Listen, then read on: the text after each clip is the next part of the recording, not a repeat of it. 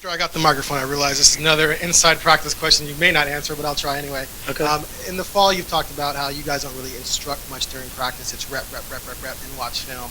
Does that change during the season because you're game planning more, or is it still rep? Now, well, the rep part doesn't change, but we do instruct. It's just who are you instructing? So, I can't talk to a kid who's getting reps, but we all coach the guys that aren't in. So if you watch how we practice, the quarterbacks around Coach Elf and the rest of the old lines behind Wood. So your opportunity to coach is to point out things to the guys that aren't in. So there's a lot of coaching that's going on during practice. It's just we're not going to stop practice that you see at other places and instruct one player, and then there's 21 guys standing around. We want to get as many reps, and if we don't get an opportunity to correct the guy on that thing, it's and sometimes when you want to talk to a kid, all we do as coaching staff is sub for him. Hey, I need to get him, so go get him so they can run a play. Come here, hey, let me explain what's going on here because we're going to get it in 2 more plays. We're going to run that play again.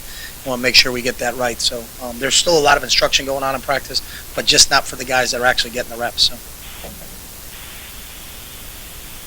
Question. Oh, Gary, I can't see you. All right, there we go.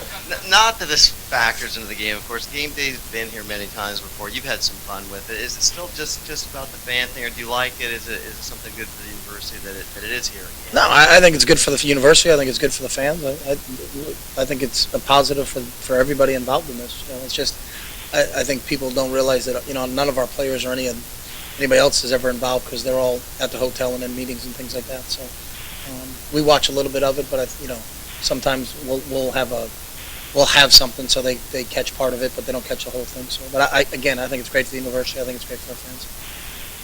Rob? They have Stanford has so much talent at tight end, and they throw those guys a ton, throw their backs a ton. I don't know if it's a lot more than most people do, but it seems like they're split their tight ends out a lot to maybe create some tough matchups. Can you address just the way they play those guys in the passing game and the challenge that might be? Yeah, Ertz is kind of a unique prospect in terms of he has the athletic ability to line up as a receiver, but he's also physical enough to play on the line of scrimmage. And I think they're just trying to, and Dave has always done a really good job of utilizing their talents. They did the same thing with Fleener a year ago. And then when you add Tololo in there, they're just playing to their strengths. And I think mark of a good coach. He's got some talent at tight end. He's got some talent at running back, and they're just featuring that. George? I know you guys preach next man in, but when a guy like Avery goes down in that game, just given the way that he really stepped in, especially once Boyette went down, plays that he made this season, is there a side of you that feels for a guy like that? Are you able to, at least after the game, step back and kind of address just what he was able to do for you this season?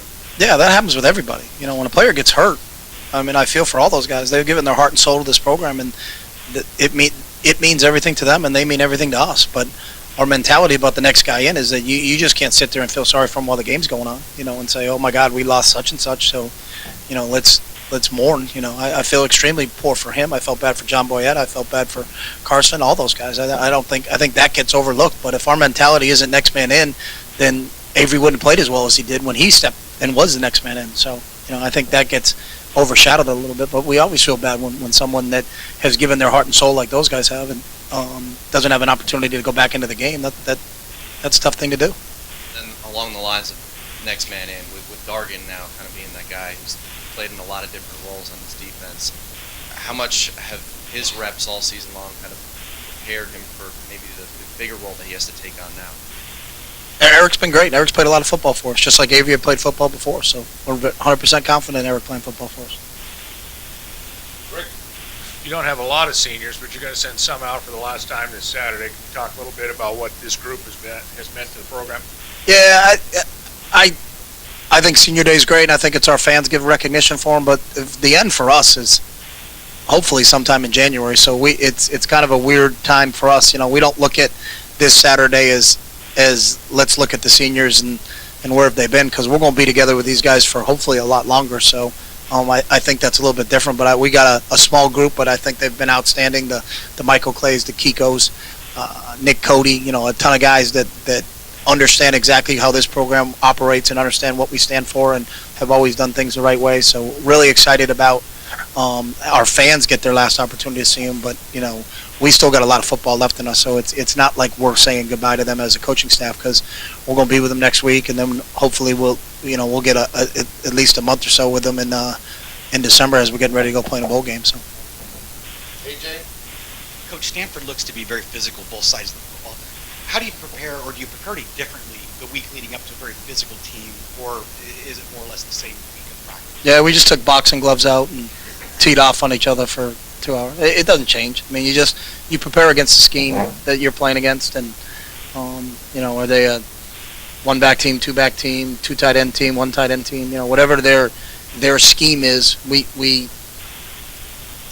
prepare for that offensively and defensively. So that part changes, but how we practice itself doesn't change.